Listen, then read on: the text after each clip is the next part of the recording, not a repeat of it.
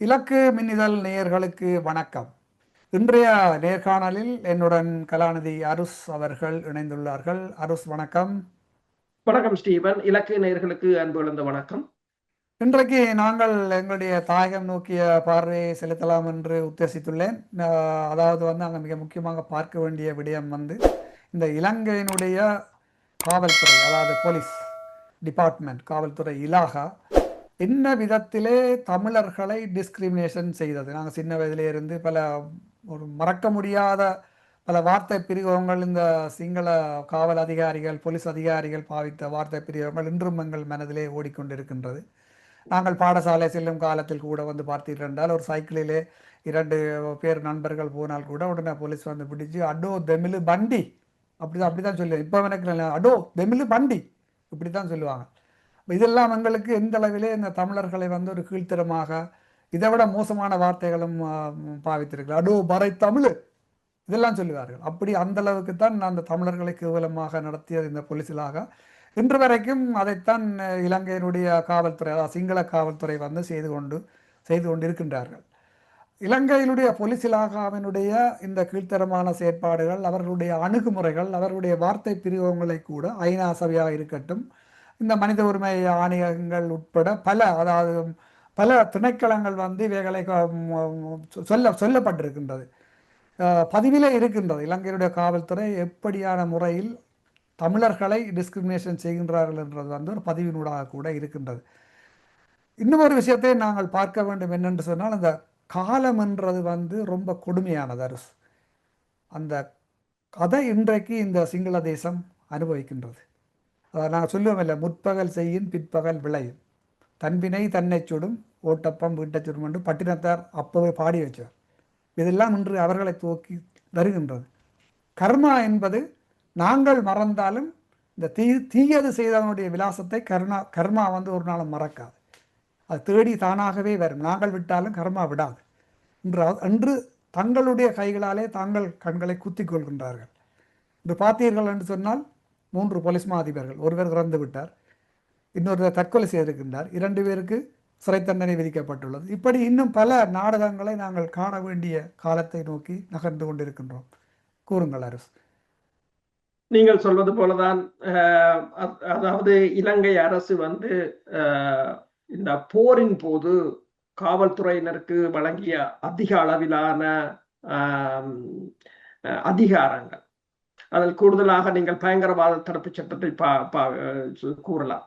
அதை பயன்படுத்தி அவர்கள் நீங்கள் கூறியது போல செய்த அநியாயங்கள், அட்டகாசங்கள், ஏன் இலங்கை அரசும் அதற்கு இணையாக அவர்களுடன் இணைந்து தமிழர்களுக்கு எதிராக அரங்கேற்றிய படுகொலைகளாக இருக்கலாம், நீதிக்கு புறம்பான கைதுகள், நீதிக்கு புறம்பான படுகொலைகள் என்பது ஏராளம்.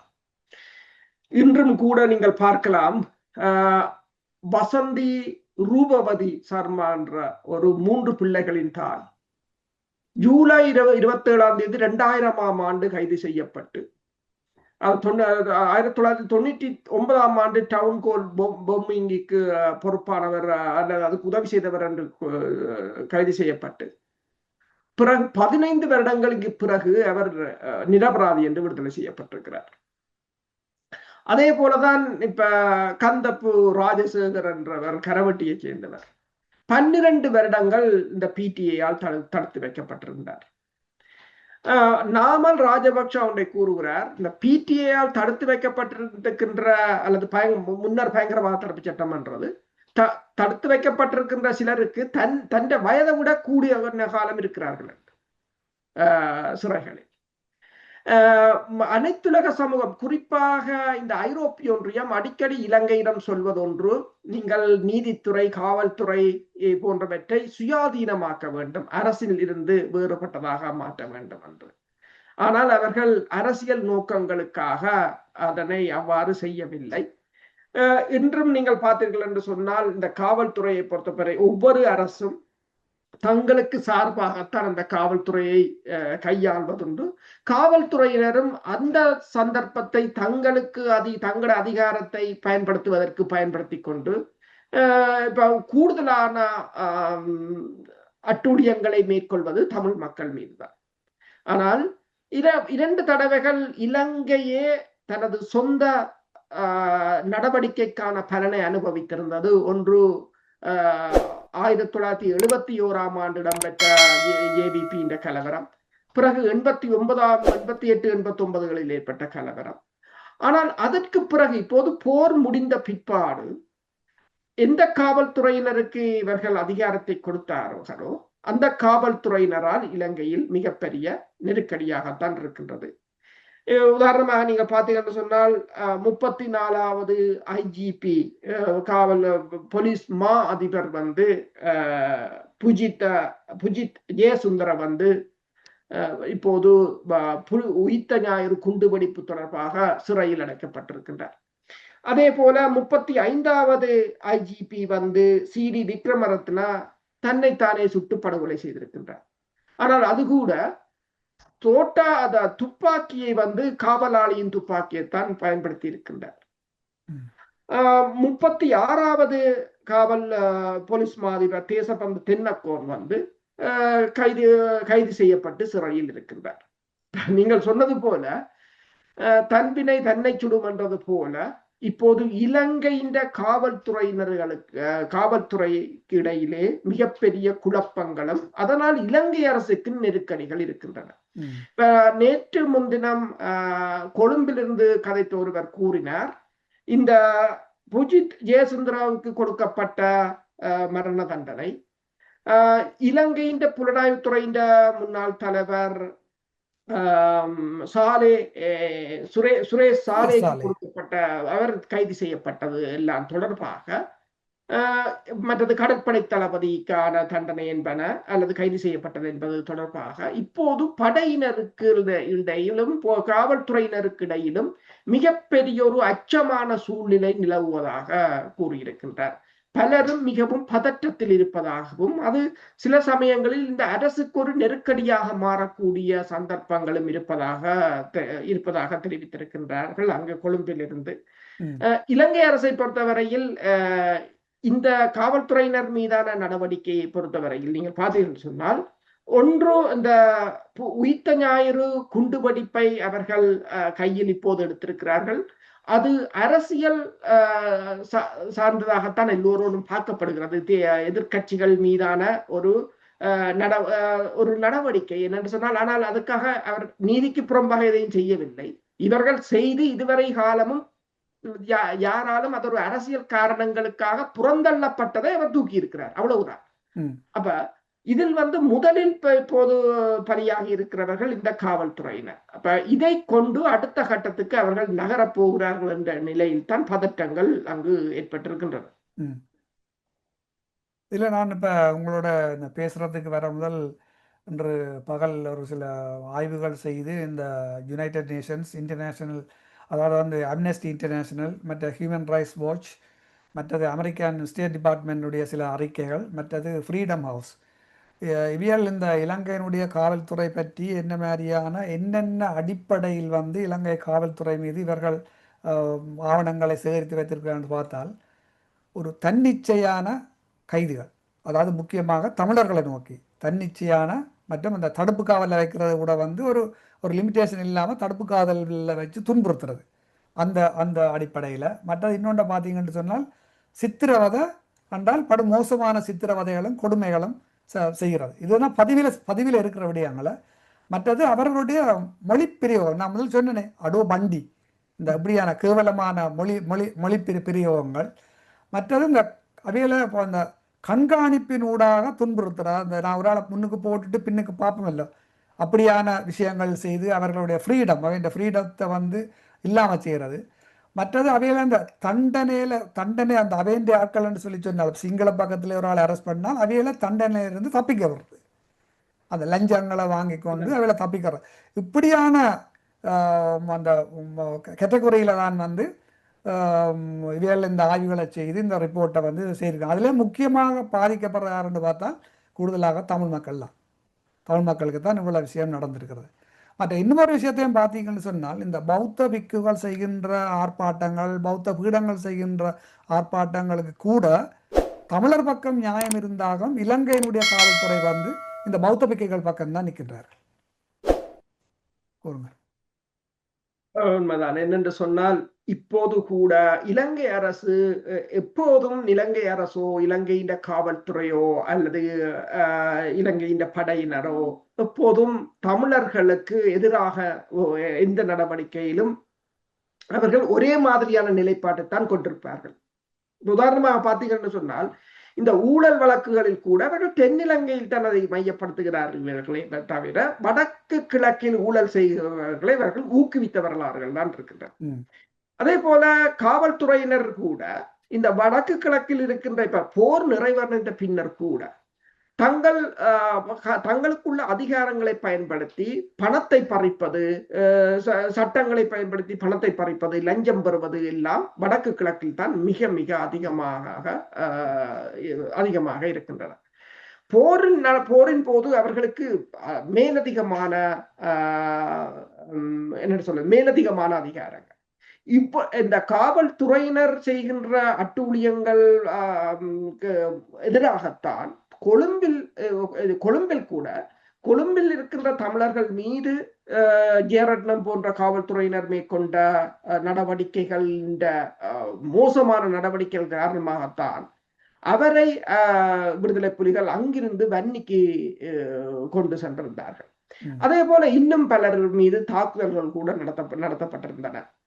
இப்ப இந்த நீங்கள் சொல்வது போல மனித உரிமைகள் அமைப்புகளாக இருக்கலாம், ஹியூமன் ரைட் வாட்சாக இருக்கலாம், அனைத்துலக மன்னிப்பு சபையாக இருக்கலாம், இவர்கள் பல அறிக்கைகளை வெளியிட்டிருக்காங்க. இந்த காவல்துறையினர் மறுசீரமைக்கப்பட வேண்டும், அவர்கள் அதாவது இனப்பாகுபாட்டுடன் தான் அவர்கள் கட்டி வளர்க்கப்பட்டிருக்கிறார்கள். இந்த போர் இருந்த காலத்தில் அதே மனநிலையில் தான் அவர்கள் இப்போதும் இருக்கிறார்கள் என்ற குற்றச்சாட்டுகள் முன்வைக்கப்படுகின்றன. ஆனால் இப்போதும் பிடிஏ போன்ற பயங்கரவாத தடுப்பு சட்டம் அமூலில் இருப்பதால் அது அவர்களுக்கு சாதகமாகத்தான் இருக்கின்றது. இலங்கை அரசு அதை பயன்படுத்தி தனக்கு எதிரானவர்களுக்கு அல்லது எதிர்கட்சிகளை தென்னிலங்கையில் அடக்குவதற்கு அதனை தக்க வைக்க முற்பட்டு கொண்டு நின்றாலும் அதை வடக்கில் காவல்துறையினர் தவறாகத்தான் பயன்படுத்துவார்கள். இப்ப இதுல என்ன பிரச்சனை என்று சொன்னால், முற்றுமுழுதாக மறுசீரமைக்கப்பட வேண்டிய காவல்துறை மட்டுமல்ல, இனவாதம் தனிய காவல்துறையிடம் மட்டுமல்ல, பௌத்த துறவிகளிடம் இருக்கின்றது, இலங்கை அரசிடம் இருக்கின்றது, அரசியல்வாதிகள் இருக்கின்றது, இராணுவமாக இருக்கலாம், காவல்துறையாக இருக்கலாம், அரசு அதிகாரிகளாக இருக்கலாம், எல்லாம் ஒரு மிக மோசமான நிலையில் தான் இருக்கின்றது.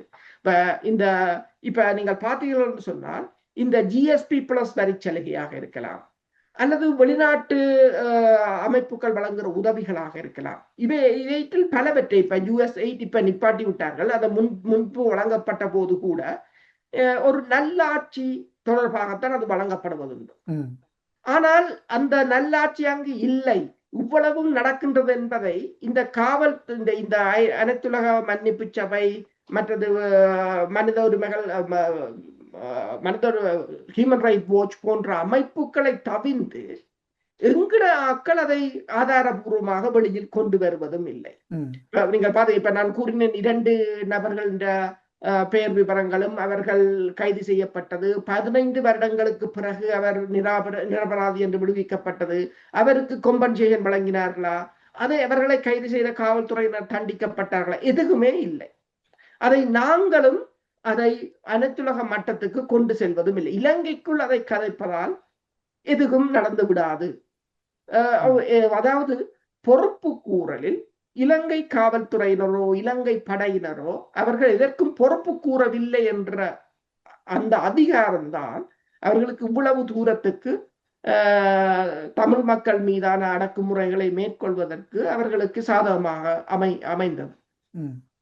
எனக்கு இப்ப நல்ல ஒரு ஞாபகம் இருக்கின்றது. இந்த 2002ஆம் ஆண்டு முதல் முறை அமைதி பேச்சுவார்த்தை வந்த பொழுது, அப்பொழுது நாங்கள் புலத்திலே இருக்கின்றவர்கள் ஒரு தாயகத்துக்கு சென்று வரக்கூடிய ஒரு நிலைமை ஒன்று ஏற்பட்டது.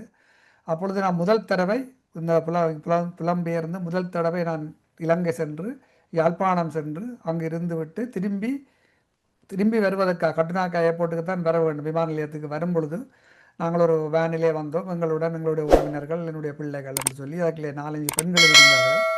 நினைக்கிறேன் அந்த மதவாச்சிக்கும் அனுராதபுரத்துக்கும் இடையிலே ஒரு செக்கிங் என்று சொல்லி அதை சோதனை என்று சொல்லி இலங்கை காவல்துறை சிங்கள காவல்துறை வந்து எங்களுடைய மகளுந்தை நிப்பாட்டுகின்றார்கள். நிப்பாட்டி எல்லாரும் முக்கமாக வெளியில் வாங்கணும்னு சொல்லினோம் வந்துட்டு அது அந்த நின்ற இன்ஸ்பெக்டர் என்ற நோக்கம் வந்து காசு பறிக்கிறது. அப்போ அவர் வந்து டிரைவரை தனியாக கூட்டிக் கொண்டு இன்னொரு போலீஸ்காரன் கதைக்கிறார். கதைச்சு காசு அவர்கிட்ட பணம் கேட்குறார். அப்போ இவர் வந்து இப்போ என்னிட்ட சொல்கிறார், அப்போ நான் வெளிநாட்டிலேருந்து வந்தபடியாக அப்போ அந்த இந்த இப்படியான விஷயங்கள் வந்து எங்களுக்கு பொருந்தாது இல்லையா.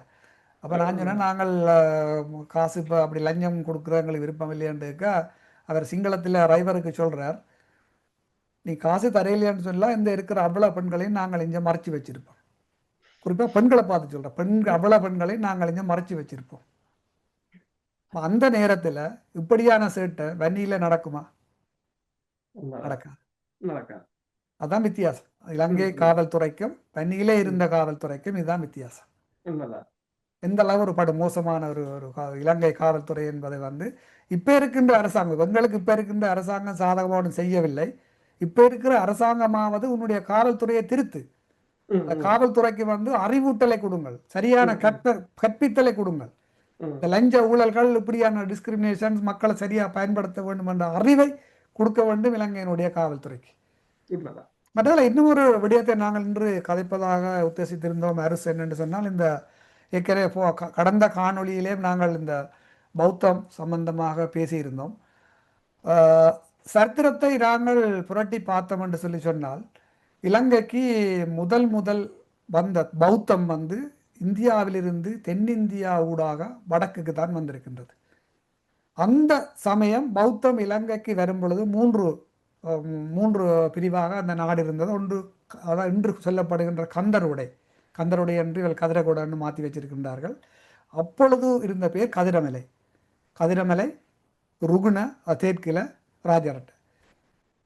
இந்த 3 கிங்டம் தான் அந்த நேரம் இருந்தது. முதல் வந்தது வந்து பௌத்தம் தமிழர் பகுதிக்குத்தான் வந்த தமிழர்கள்லாம் முதல் பௌத்தர்களாக வந்திருக்கின்றார்கள். அதற்கு பிற்பாடுதான் அசோக சக்கரவர்த்தி, நாங்கள் சாம்ராட் அசோகன் என்று சொல்லுவோம், பெரிய போர்களை நடத்தி எத்தனை பேர்களெல்லாம் கொலை செய்து, குழந்தைகள் பெண்கள் என்று வாக்காக கொலை செய்து, இறுதி போராக கலிங்க போர் முடிந்த பிற்பாடு அசோகன் வந்து அவருக்கு ஒரு பௌத்த குருவினுடைய ஞானத்தினூடாக அல்லது போதனையினூடாக அவர் தன்னுடைய பிள்ளைகளை உணர்ந்து இலங்கைக்கு வந்து மகிந்தனையும் சங்கமித்திரையும் தான் அனுப்புகின்றார். அதான் இரண்டாவதாக இலங்கைக்கு வருகின்ற பௌத்தம் வடக்கிலிருந்து வடநாட்டிலிருந்து வருகின்றது.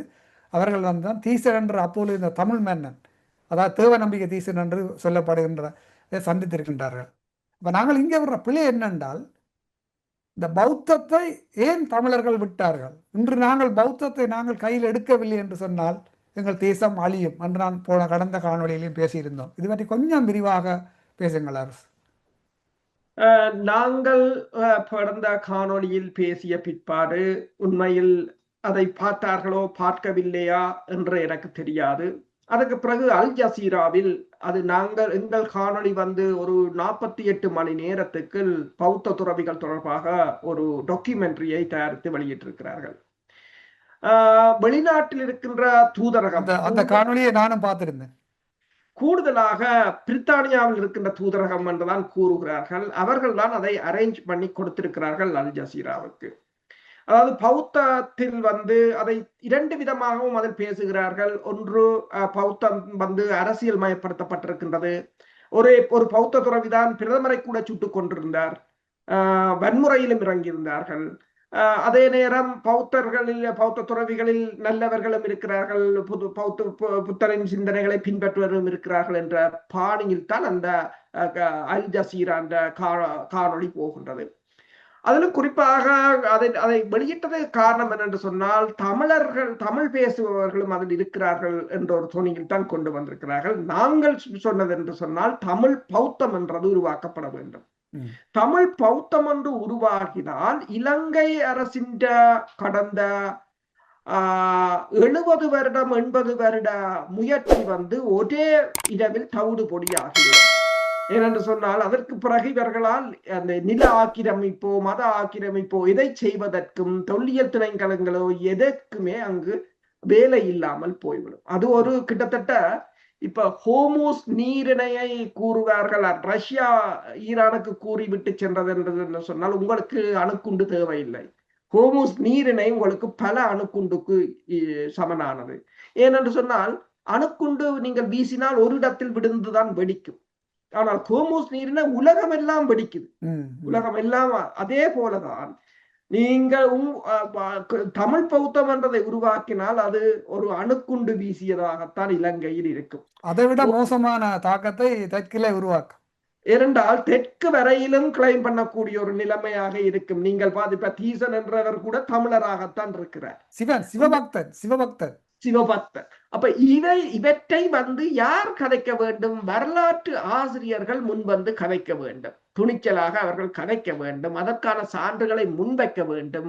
இதை முன்னின்று நடத்த வேண்டும். யாராவது நடத்த வேண்டும். ஆனால் பெரும் கடுமையான எதிர்ப்புகள் வரும். நான் முன்னர் கூறியது போல கடுமையான எதிர்ப்புகள் வரும். ஆனால் அதை மீறி இப்ப எங்க ஆட்களுக்கு என்ன பிரச்சனை என்று சொன்னால், பேசாமல் அது ஒரு போராடவும் வேணும். அது இலங்கை அரசுக்கு நோகக்கூடாது, நாங்களுக்கு நோகக்கூடாது, வெளிநாடுகளுக்கு நோகக்கூடாது. போராடினவாம் இருந்தவாம் என்ற மாதிரி போராடுறதுதான் அவர்களுடைய பாணியாக இருக்கின்றது. நாங்கள் அவர்களை விட்டு விடுவோம். ஆறாவது இதை கேட்கிறவர்கள் யாராவது இதை கேட்கிறவர் இதை எந்த அரசோ யாருமே இதை தடை செய்யவும் முடியாது. என்னென்று சொன்னால் அது ஒரு அகிம்சையை உருவான மதம். அப்ப அதை உருவாக்குவதும், அதை உருவாக்கிய பிற்பாடு இந்த வடக்கு கிழக்கில் இருக்கின்ற பௌத்த சின்னங்கள், தொல்லியல் இடங்களை தமிழர்கள் கைப்பற்றுவது சிங்களவர்களை முற்றாக வெளியேற்றும். அதான் நான் கூறினேன், ஹோமூஸ் நீரிணை எவ்வாறு ஈரானுக்கு ஒரு அணுக்குண்டாக இருக்கிறதோ, தமிழ் பௌத்தம் என்றது சிங்கள அரசுக்கு தமிழர்கள் வீசிய ஒரு அணுக்குண்டாகத்தான் இருக்கும். அது அவர்கள் கடைசி வரையும் அதை ஏற்றுக்கொள்ளப் போவதும் இல்லை. அதற்கு எதிராக களமிறங்குவார்கள். ஆனால் தற்போதைய சந்தர்ப்பத்தில் நீங்கள் ஒன்றை பாருங்கள், அனுர அரசு கூட இந்த பௌத்தத்தில் இருந்து ஏதோ வெளியேறுவதற்கான அல்லது அதை கொஞ்சம் அவர்களது அதிகாரத்தை குறைப்பதற்கான நடவடிக்கைகளை எடுத்துக்கொண்டிருக்கின்றது. எனவேதான் பௌத்த சங்க மகாநாடு கூட நடந்திருந்தது, இந்த அரசுக்கு மீண்டும் அவர்கள் தங்களை வெளிப்படுத்துவதற்கு. அப்ப என்னென்று சொன்னால், இந்த பௌத்த மதங்கள் அல்லது பௌத்த பீடங்கள் ஒரு ஆட்சி மாற்றம் ஒன்று ஏற்பட ஒரு வாய்ப்பு இருந்தால் இலங்கையில் இவர்கள் முன்னிலையில் நிற்பார்கள் என்றது அனுர அரசுக்கு தெரியும். அப்ப அனுர அரசும் இப்போதைக்கு அவர்களை கொஞ்சம் இந்த அதிகாரத்தில் இருந்து ஓரங்கட்டத்தான் யோசித்துக் கொண்டிருக்கிறது. அப்ப இந்த சந்தர்ப்பம் எங்களுக்கும் ஒரு நல்ல சந்தர்ப்பம். என்று சொன்னால் இதில் தமிழ் பௌத்தத்தை ஆரம்பிப்பதும் அதன் ஊடாக வரலாற்றை மக்களிடம் கொண்டு செல்வது, அதன் ஊடாக இந்த சிங்கள அரசால் கைப்பற்றப்பட்ட தொல்லியல் இடங்கள் அனைத்தையும் தமிழர்கள் மீண்டும் கைப்பற்றுவதும் அதுதான் தற்போதைய எங்களோட காலத்தின் தேவையாக இருக்கின்றது. அதற்கு இப்ப இலக்கு இணையத்தை பொறுத்தவரையில் நாங்கள் பல்கலைக்கழக பேராசிரியர்களை கூட்டியறலாம். அதில் இந்த புத்தகங்கள், இப்ப நான் கூட பல புத்தகங்களை நான் படிக்கவில்லை. நான் ஒரு கருத்துருவாக்கியாகத்தான் நான் இங்கே கருத்தை கொண்டு வந்து உருவாக்குறேன். என்னென்று சொன்னால், ஒரு சம்பவம் நடைபெறுகிறது என்று சொன்னால் அதை எப்படி தடுக்கலாம் என்றதைத்தான் நாங்கள் சிந்திக்கிறோம். இங்கே நாங்கள் பிழை விட்டோம். இப்ப கந்தரோடையில ஒரு பௌத்த ஆலயத்தின் எச்சம் இருக்கிறது, ஆனால் அங்கு சின்னம் இருக்கின்றது, அங்கு தமிழர்கள் தான் இருக்கிறார்கள் என்றால் அதை கொஞ்ச நேரம் நீங்கள் உட்கார்ந்திருந்து யோசித்தால் பிடிக்கலாம். அப்ப அங்க இருக்கிறது, அங்கு சிங்களவர் இருந்தாலும் தமிழர் இருந்தாலும் ஏன் அங்க இருக்கிறது என்று பார்த்தால், அதை சிங்களவர்கள் மடை மாற்றுவதற்கு முன்னர் அல்லது அதை திரிவுபடுத்தி அதை சொல்வதற்கு முன்னர் இதை வரலாற்று ஆசிரியர்கள், இப்ப எங்க இலக்கிலும் கூட நாங்கள் வரலாற்று ஆசிரியர்களை கொண்டிருந்து கதைக்கலாம். வேறு ஆக்களும் இதை கேட்டுக்கொண்டிருப்பவர்கள் வரலாற்று ரீதியாக இப்ப எல்லோரும் எல்லாத்திலும் பாண்டித்துவம் பெற்றவர்கள் அல்ல. இப்ப என்னை பொறுத்தவரை வரலாறு எல்லாம் இப்ப நீங்கள் கூறியத அளவு கூட என்னால வரலாறு அந்த இடத்துக்கு போக முடியாது. அப்படியானவர்கள் இதில் கதைத்தார்களாக இருந்தால் அதை முன்னின்று செயற்படுத்துவதற்கு யாரும் துணிவார்களாக இருந்தால் அது எங்கள் இனத்துக்கு செய்த மிகப்பெரிய ஒரு நன்மையாக இருக்கும். இதில் நீங்கள் இப்போ குறிப்பிடும் பொழுது நீங்கள் சொன்னீர்கள், நாங்கள் கடந்த காணொளி பதிவு செய்து 48 மணி நேரத்திற்கு இலங்கையருடைய தேரர்களை அல் ஜசீரா ஒரு பதிவு செய்திருக்கின்றார்கள். அந்த பதிவை கூட நான் பார்த்திருந்தேன். அதில் ஒரு சிங்கள இளைஞர் சொல்லுகின்றார் என்னென்றால், இலங்கையிலே வந்து பௌத்த தேரர்களை அரசியல் மயப்படுத்தப்பட்ட பௌத்த தேரர்கள், அரசியலில் விரும்பியோ விரும்பாமலோ பௌத்த தேரர்கள் வந்து நுழைந்து விட்டார்கள். ஒரு இரவில் இதை மாற்ற முடியாது. அவர் நியூட்ரலாக தான் கலைக்கிறார். ஒரு இரவில் இதை மாற்ற முடியாது. நாங்கள் இந்த சரித்திர ரீதியாக கூட போய் பார்த்தோம்னு சொல்லி சொன்னாங்க. நான் முதல் சொன்னேன், முதல் பௌத்தம் வந்தது வடக்கு தமிழ் பகுதிக்குத்தான் வந்தது. அந்த பௌத்தத்தை மகாஜன பௌத்தம் என்று சொல்வார்கள். பிறகு தேவநம்பிய தீசனுக்கு, அதாவது சங்கமித்திரையும் மைந்தனும் கொண்டு வந்தது வந்து தேரவாத பௌத்தம். இன்று தெற்கிலே இருக்கின்றது வந்து தேரவாத பௌத்தம். இன்று நீங்கள் தாய்லாந்தா இருக்கட்டும், அல்லது வியட்நாம் அல்லது சைனாவில் இருக்கிற பௌத்த தேரர்களையும் இலங்கையில் இருக்கின்ற பௌத்த தேரர்களையும் பார்த்துக்கிட்டா நிறைய வித்தியாசம். நான் இப்போ ஒரு குறுகிய காலத்துக்குள் தாய்லாந்து போய் அங்குள்ள பௌத்த பீடங்களையும் பௌத்த குருமார்களையும் அந்த அவர்களுடைய பௌத்த இச்சங்கள் பழைய காலத்திலே கட்டப்பட்ட இடங்கள் எல்லாத்தையும் பார்த்து வந்தேன். இப்போ அவர்களுடைய சிந்தனைகளும் இலங்கையில் இருக்கின்ற பௌத்த பீடத்தோட பௌத்தருடைய சிந்தனைகளும் முற்றுமுழுதாக மாறுபட்டது. அதாவது கூறியது போல வடக்கிலே இருக்கின்ற மகாஜன பௌத்தத்திற்கும் தெற்கிலே இருக்கின்ற தேரவாத பௌத்தத்திற்கும் மிக வித்தியாசம் இருக்கு. அப்படி பார்க்கும் பொழுது இந்த சிங்கள இளைஞர் இந்த அல் ஜசீராவினுடைய நேர்காணலில் கூறியது வந்து சரி. ஒரு அரசியல் தலைவரையே சுட்டுக் கொள்கிறார் ஒரு பௌத்த தேரர். அரசியலுக்குள்ள நுழைந்த பௌத்தத்தை ஒரு இரவோடு மாற்ற முடியாது இலங்கையில். இது அவ்வளவு ஈஸியாக மாற்றுற விஷயம் இல்லை. ஆனால் மாற வேண்டும். மாறினாத்தான் அந்த நாட்டுக்கு ஒரு சுபிட்சம் கிடைக்கும். உண்மைதான். நீங்கள் கூறியது போலதான், அதை ஒரே இரவில் மாற்ற முடியாது. நாங்களும் ஒரே இரவில் இவற்றை கிளைம் பண்ணவும் முடியாது, இவற்றை கைப்பற்றவும் முடியாது.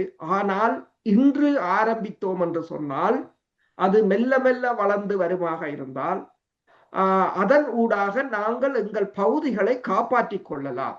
முதலாவது எங்கள் தாயக பிரதேசத்தை தக்க வைக்கலாம். மற்றது அது பிழையான அணுகுமுறையும் அல்ல, அது ஒரு மதம். எங்கள் முன்னோர்கள் அதை பயன்படுத்தியவர்கள். இந்த முதலாவது காணொளியை நாங்கள் வெளியிட்ட போது அதில் கீழே வந்து எழுதியவர்கள் சிலர் எழுதியிருந்தார்கள், கௌதம புத்தர் கூட ஒரு தமிழர் என்று தான் எழுதியிருந்தார்கள். அவர் ஒரு தமிழர் என்று எழுதியிருந்தார்கள். அதே போல இப்ப நீங்கள் சொன்னது போல தீசனும் கூட ஒரு தமிழர். அப்ப இந்த வரலாறுகள் எல்லாம் எங்கே தொலைந்து போனது என்றுதான் இப்ப நாங்கள் கேட்கிறோம். ஏன் அந்த வரலாற்றை நீங்கள் தூக்குறீங்கள் இல்லை, ஏன் அந்த வரலாற்றை தொலைத்து விட்டிருக்கிறீர்கள் அல்லது தூக்க மறுக்கிறீர்கள் என்றது ஒரு பிரச்சனை இருக்கின்றது. என்றால் அவன் வரலாறுகள் தொல்லியல் சான்றுகளை கொண்டு அவர்கள் வரும்போது நாங்களும் அதை அதனால் தான் எதிர்க்க முடியும். அல்லது நாங்கள் வந்தேறிகளாக கொண்டது நிறுத்தப்படுவோம். இன்று பாருங்கள், இந்த கியோட்டான்ற ஸ்பெயின் பகுதிக்கு யார் மொரோக்கோவிலிருந்து வந்தார்? 60,000 பேர். அந்த இடத்தின் சனத்தொகை வந்து 85,000 பேர். ஆனால் அவர்கள் என்ன சொல்கிறார்கள் என்று சொன்னால் அது சட்டவிரோதமாக இவர்கள் கைப்பற்றி வைத்திருக்கிறார்கள். ஆனால் இப்போது இருக்கிற பூகோள அரசியலில் ட்ரம்ப் யாருக்கு சப்போர்ட் பண்ணவர்? மொரோக்கோக்கு தான் சப்போர்ட் பண்ணவர். மொரோக்கோ நேற்று ட்ரம்புக்கு தனது நன்றியை தெரிவித்திருக்கிறது, தங்கள் இறமையை மதித்து நீங்கள் தங்களை கருத்து சொன்னதுக்கு. இதே போன்ற ஒரு நிலையை நாங்கள் உருவாக்கலாம். இப்ப இவ்வாறு ஒரு நிலைமை உருவாகுமாக இருந்தால், இப்ப எங்கேயோ இருந்த மொரோக்கோ திடீரென்று ஒரு புரட்சியை ஏற்படுத்த போது உலகம் திரும்பி பார்க்கின்றது. இந்தியாவில கோக்ரோச் பார்ட்டி ஒரு புரட்சி ஏற்படுத்த போது உலகம் திரும்பி பார்க்கின்றது. அதே போல நாங்கள் ஏதாவது ஒன்றை செய்தாக வேண்டிய ஒரு நிலையில் இருக்கின்றோம். இல்லை என்று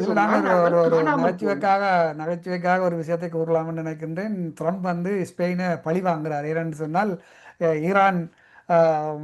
ஈரானுடைய போரின் போது வந்து Spain prime minister cut and ரைட்டா சொல்லிட்டார், வந்து இது செய்யறது முற்று முழுதாக பிழையான விஷயம், நாங்கள் இந்த விடயத்தில் உங்களுக்கு ஒத்துழைக்க மாட்டோம் என்று அமெரிக்காவுக்கும் இஸ்ரேலுக்கும் எதிராகத்தான் ஸ்பெயினுடைய பிரைம் மினிஸ்டர் இருந்தார். அந்த பழிவாங்கலுக்காக வேண்டி இவர் சொல்லி இருக்கலாம் இல்லையா?